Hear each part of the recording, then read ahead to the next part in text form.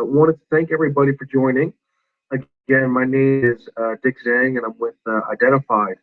And sort of the discussion that it looks like we're all interested in having here is just going through some examples of uses of drones in construction, as well as a discussion on sort of the options available to use drones in construction.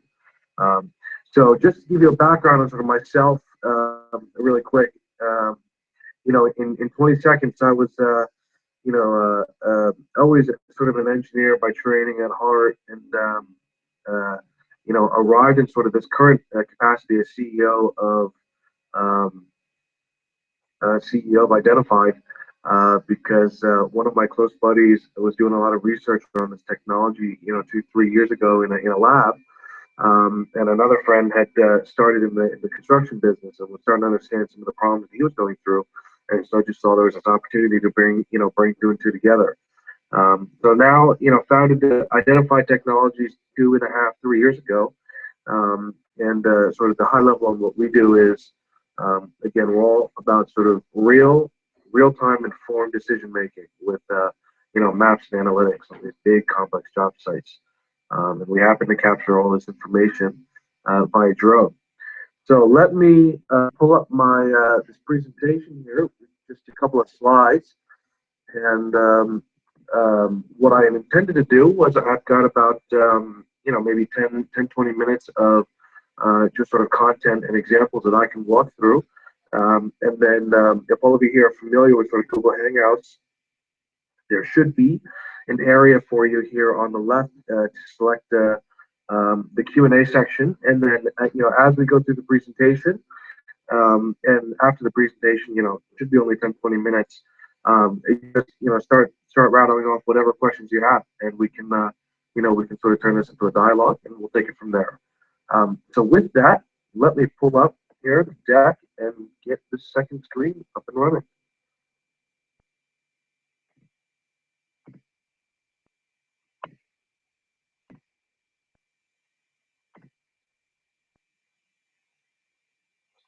Perfect. So you guys should all be able to see sort of this main screen now.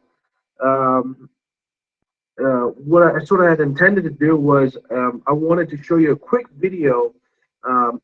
It's identified specific, but it'll be a quick video that will give you a great sort of sense of scale when we're talking about drones in construction. And this is only one kind of drone that we're gonna talk through, or you're gonna see in the video. But I'll talk you through a couple of other different sort of examples that are really common in the industry. And so here is this first video here. This was just sort of an example with one of our partners in West Virginia, and sort of the area of interest was about 100 acres. You can see here it's really just 100 acres. I've got sort of a Google Earth type polygon that I'm interested in. The drone, as you see here, what I really wanted to point out was this drone is, a foot by foot, I think 4.5 pounds. So not very heavy, not very large. And it sort of, flies by itself. And that's sort of, where the technology has gone with these drones. And so you fly over the site, you'll notice, 20 minutes maybe over the site, you'll cover 100 acres. And then, this is also the specific to Identified, but sort of the power of these drones is the data that comes off of them. And so, in this case here, you're seeing, you're seeing 2D maps that are being sort of compared day by day. What's really powerful about this technology is compared to either, traditional methods like surveying or flying a plane is you cover about 100 acres in 9 minutes. That's pretty quick. And when I say cover, I mean, survey grade topography and very high resolution imagery we're capturing in 10 minutes here. And this just gives you a sort of flavor of what topography looks like. But yeah, that's sort of the the big point I wanted to highlight there was these drones, again, very small, not very complex, sort of very popular now for them to be flying themselves. And I think that should tee up the right sort of scale for you guys moving forward. I'll skip over all this because this is identified specific, and just talking about sort of most common use cases for these drones. Uh, you'll see, I think probably the three largest are going to be construction, agriculture, and something on the lines of sort of emergency response application. And for agriculture, we're typically covering many hundreds of thousands of acres. You'll see planes, small UAV planes as a very common platform. Again, maybe only 3 feet in diameter, in wingspan, maybe 5 pounds, but very popular in agriculture just because they cover much larger sort of sites. But these four propeller drones that I just showed you, typically very popular in construction just because they're sort of very precise in where they fly. Great for that sort of fixed site. Great for 100 acres in 10 minutes. Each one of our batteries will cover about 150, 200 acres, at maximum. So covers for the most part, um, you know, the sort of standard construction site, even on the larger scale. But just looking at sort of where they're used in construction, um, our drones in particular, we're generating very traditional sort of aerials, just at extremely high resolutions. We're generating the 3D models you saw that in the video, as well as sort of the topography. This it's like an example point cloud you can see here on the bottom of the screen. Um, very similar output to what you might see from LiDAR, for example. But again, instead of setting up, a total station or whatever, LiDAR unit you're using on 20 different places on a site, this thing takes off, does its own business, comes back and processes data by itself. Uh, and so where this becomes sort of very applicable in the construction business is you can start to sort of track volumes of activity on these sites. And the one point I want to make here, actually very specific to Identified, is we've taken a very construction-focused approach to this drone business and data business. And so again, the drone is not very special. It's really sort of what you do with the data after the fact. And so what we've done and found to be very sort of useful for our partners in the industry is, take these topographies, be able to track, blue is what's moved since last week, and then, you're able to forecast day by day, week by week, how much Earth was moved. That's what you're seeing in this chart on the right. And to give you a very specific example of what this looks like in implementation, this was if you guys have ever heard of PJ Dick or Trumbull Core, they were moving probably 200 yards of earth here on this site for a university, and this was the topography. Coming into the new year, you can see there was a decent amount of earth there. This was the topography shortly after the new year. So look again in the sort of southern part of the site, they were able to track, day to day, week to week, sort of all this moving earth. And you'll see, for the most part, everything else on site stayed roughly the same. And it was really this part of the earth that they were focused on. And then what you can do here is, and again, very specific to Identified, is produce, maps of food. And in this case, they were tracking what was moved from right before, the new year to right after the new year. And so be able to track these trends over time, be able to verify work from a, developer, project owner perspective, be able to validate work from a general contractor, and earth movement perspective, very powerful for these guys. And then even down to sort of the day by day, operation, being able to verify, how they're laying out these, the trucks, the movers, and the dozers, and being able to verify, all the minute sort of changes they're making day to day, whether it's a foreman or um, superintendent on site. So that's just a quick example of why this is so powerful to have this data on this regular basis via a drone. And then the two or three other really useful applications. Many of our customers have felt the pain of not capturing as-built, at the end of the project, and have felt the pain of not sort of verifying work throughout the project. So much so to the point where, many of our customers have fallen prey to building things at times, just because of sort of poor management. And so, being able to validate work, plan work, and in this case, capture these topography and as-built is powerful for them. And then, from an aggregate side of the business, we've seen, earth moving contractors, even sort of just general construction management, um, all the way through to the mining and aggregate guys, find measuring volumes of their stockpiles a powerful sort of application here. So, a few more applications in the 3D space, and then again, this is something that sort of specific to identify. If we're flying, let's say, twice a week or 3 times a week, to be able to see that change in one sort of cohesive place for everybody of the project, we found turns out to be pretty valuable. Um, and then I think one of the last few points worth making here, this is for the most part specific to identified, but also you'll find this sort of broadly in the industry.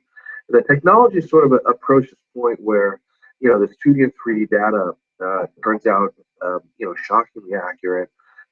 It's all survey grade. You'll see here, we've done tests where we've taken our topographies generated by drone, compared them, have third parties compare them to traditional survey topographies and CAD contours, and I found that it's within 99.6% accurate. So when you start talking of accuracy that scale, it's like who's right, who's wrong.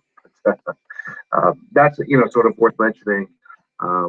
And then it just because the accuracy is so high, being able to track assets in GIS and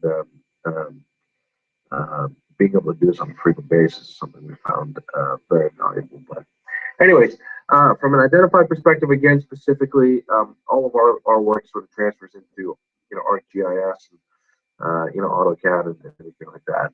And then the one I thought pretty powerful visual that might be worth showing here is just an example of I believe this is a 2 mile 2 mile roadway in Kentucky. They moved something like 33 million cubic yards of earth. And the surveyor that we ended up using the boomerang or our sort of UAV system, he used to have to climb to the top of all these benches and measure volumes and progress, and, get paid basically from the Department of Transportation. But this same 2 mile road, he was able to topo in 3 hours, one morning. And to give you some scale, this is probably 200 feet high. This is an earth mover on site, and same 1,000 acres, same 2 mile. What used to take weeks to capture volumes on, now only takes 3 hours. So I thought this was a really compelling visual that would be great to end on. And with that, I think that sort of tees you guys up for with a basic understanding of drones and how we've seen them, being used in the construction industry. And so I think from there, why don't we open it up to questions, and we'll take this conversation in whatever direction you guys want to go.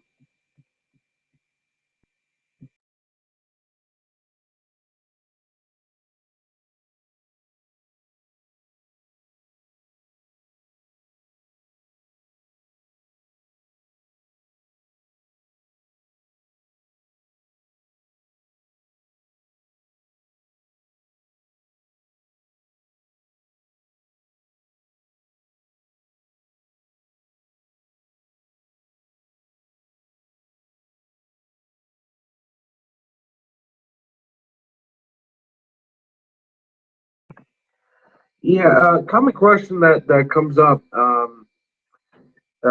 sort of how are construction companies adopting this, and what's the business model? The two really common ones that we've seen are, one is sort of working with your own system, and two are sort of the service providers that will come out and do the work for you.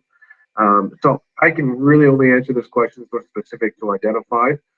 Um, Identified, I probably should have clarified this in the beginning. What we do is lease out the system, and so, we found that customers like having sort of the control of the hardware, and so basically you lease out for it's a monthly price. the drone, and then you get unlimited access to the cloud processing that takes the images from the drone and turns them into, again, these 2D and 3D, maps and contours. And then the third part is the analytics and the dashboard that takes those, maps and then will, for example, deploy in day to day. So for us, we've got the drone, the cloud processing, and the dashboard, and basically set out so companies can, take those systems and use it whenever they want. Right now, it's limited seats, so do whatever you need with it. But that's sort of the model and how it's being adopted. And then there was another question about the sort of drones being used in interiors. um, that's a good question. Really, from a product and availability perspective, Jocelyn, what we're seeing is that drones are less frequently used inside just because the technology that enables these things to fly indoors is, for the most part, limited to very, what's the right word, very like research oriented environments. The sensors are very expensive. The computers that make this happen are very expensive. And so we found them being sort of adopted and used in very high, high pressure, very dangerous situations like in what's the right example here? Like after an earthquake, they'll be deployed in an emergency response scenario to go through sort of buildings that are potentially going to fall if a human walks through them, but they'll send in a drone because they can get over the obstacles and sort of scan a building. So we have seen them used there inside buildings, but from either a design or a 3D modeling perspective inside, construction buildings, that's has not yet been sort of widely adopted. Just because I think sort of the technology needs to come down in price and availability needs to go up before you see that being adopted. But hope that answered your question.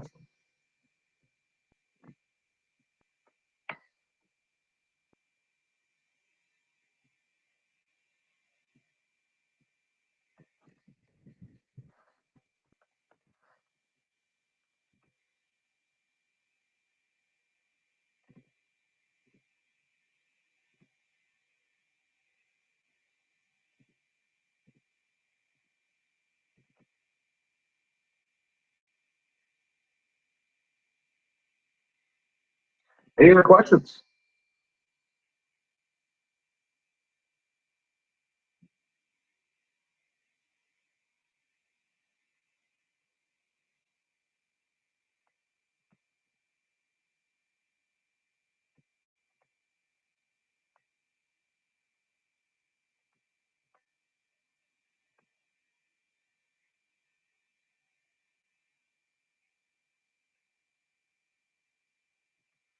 Wonderful. It looks like no other questions right now.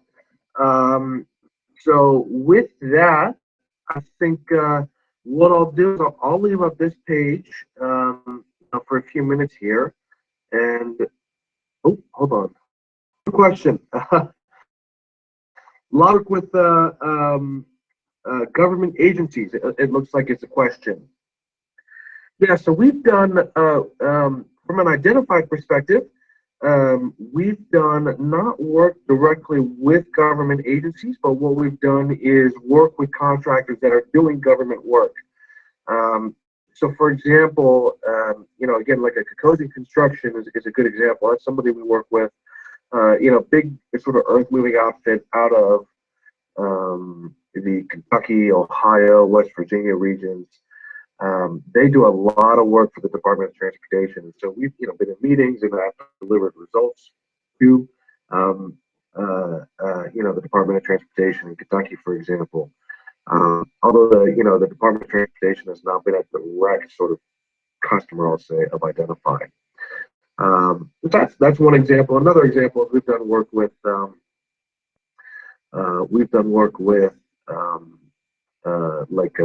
VA.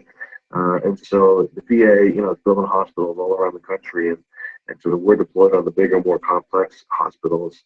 And so again, the general contractor is the customer in that perspective, in that scenario. But get very involved in sort of using this information, report back to stakeholders, manage the project remotely, things like that. And then the one other sort of sort of government-related example I'll give you is we're actually in the process right now of deploying drones abroad in countries like Iraq and Afghanistan, just because we found they do actually a lot of construction, and they have a very difficult time managing subcontractors, verifying work, and you know, the added challenge they have is it's very dangerous for them to travel around and actually manage these projects. And so it's actually interesting. We've found there's a decent pain point. Yeah, there's a decent pain point there in the sense that they have to manage construction projects and just can't physically get to these locations safely.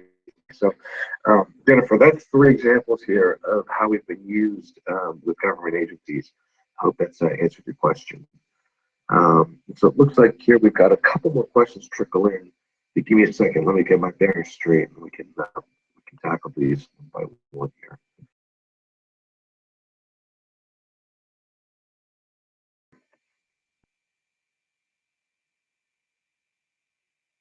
Okay, one question here from Stacy. Stacy was sort of wondering about the use of these drones for profit, non-profit, and it looks like she's under the understanding that you cannot make money off of the footage. That's a great question, Stacy, and actually also probably something I should have brought up earlier. What I'll do is let me spend a minute and give you guys sort of a high-level understanding of the legal landscape right now with drones for profit and for commercial use, and then I can tailor that discussion then to sort of like the identified specific scenario. And so, legally speaking, you are allowed to make money off of drones in what's called commercial uses. The important thing is if you are going to use drones commercially, you are subject to a whole world of new sort of regulation and rules that you have to follow. So I don't know if you ever heard of like the terms 333 exemptions or COA filing. You do have to file, get approval to fly for your business. Then you have to go find licensed pilots. You've got to be filing all these pilot reports every week and every month with your local FSDO office, which is FAA. And so there are ways to do it. Unfortunately, it is a bit of a headache, but there is sort of a procedure in place if you want to fly drones commercially.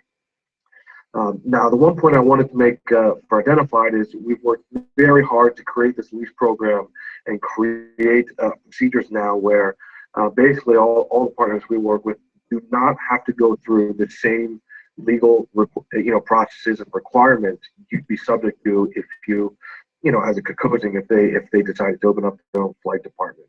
And so from Kokosing's perspective, they're no contractor, they're an earth mover, they're not some kind of aviation company.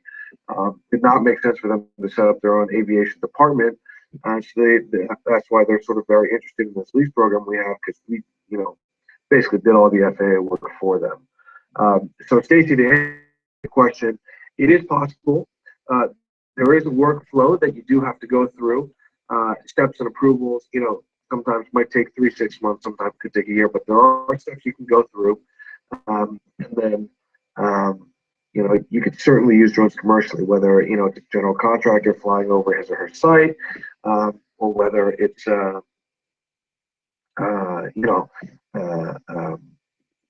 whether you've just got a drone with a camera taking video, selling marketing videos to a realtor, for example. It is possible. It can be done. And then identified specific, we've worked very hard to sort of make all the FAA legal insurance issues not issues if you try to adopt this technology. So that sort of addresses that question, I hope. And then we've got one more question here discussing the concept of using drones as additional eyes for a superintendent. And then when talking about this use case, are there any legal ramifications? And so to answer this question, yeah, absolutely. Drones, and particularly, our boomerang drones have been used all over the country on these big job sites to be an additional eyes, set of eyes for the superintendent, project managers. We've even found that, the data and the ability to, sort of communicate progress has sort of trickled its way all the way through to, developers, project owners, bankers, accountants, insurers, sort of all of the major stakeholders in the project have found it extremely valuable for the world to be able to see again construction of a very big site, and it's just hard to capture that kind of information otherwise, without without one of our drones and that data processing. So it certainly has been done. Regarding legal ramifications, I'm not sure if you mean flying over a construction site or if you mean sort of flying commercially. If you're asking about flying commercially, sort of the answer that I spoke to, or the question I spoke to 2 minutes ago, certainly applies here if you're flying over a construction work site. If you're talking about legal ramifications for flying over work sites in terms of privacy, what's really nice about construction sites is you're typically, you're contracted to be there, and you have permission and the rights to the land and to operate on the property. And so the legal ramifications are close to none. And you can contrast that to Amazon's delivery drone. They're trying to fly over downtown Manhattan where there's millions of people that all have privacy concerns. So, they're up against a whole different level of privacy issues that we're just not subject to when flying over a construction site like this. Sharon, I hope that answered your question about sort of being used for job superintendents. Yeah, we've seen wonderful success, all the way from the superintendents and the GCs through to even subcontractors, developers, project owners, the whole gamut. So that was to answer Sharon's question. And again, it looks like right now there's no immediate questions, so I'll submit for a few minutes here. If you guys have any last minute questions that come up, but I will certainly send this link out to those of you that have left me your email. You've got my contact information here.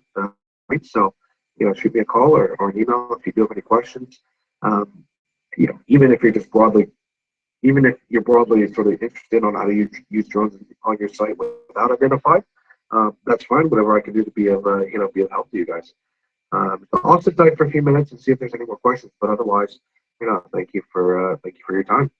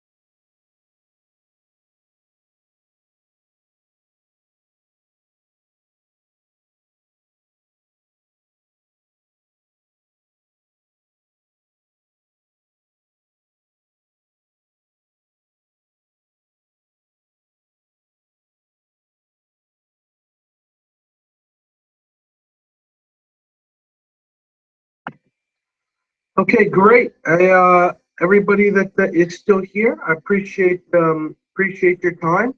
For those of you that did leave your contact information, I will certainly reach out and can help answer any questions for you. But thank you, and have a wonderful day. Again, it's Dick Zhang here, and thanks.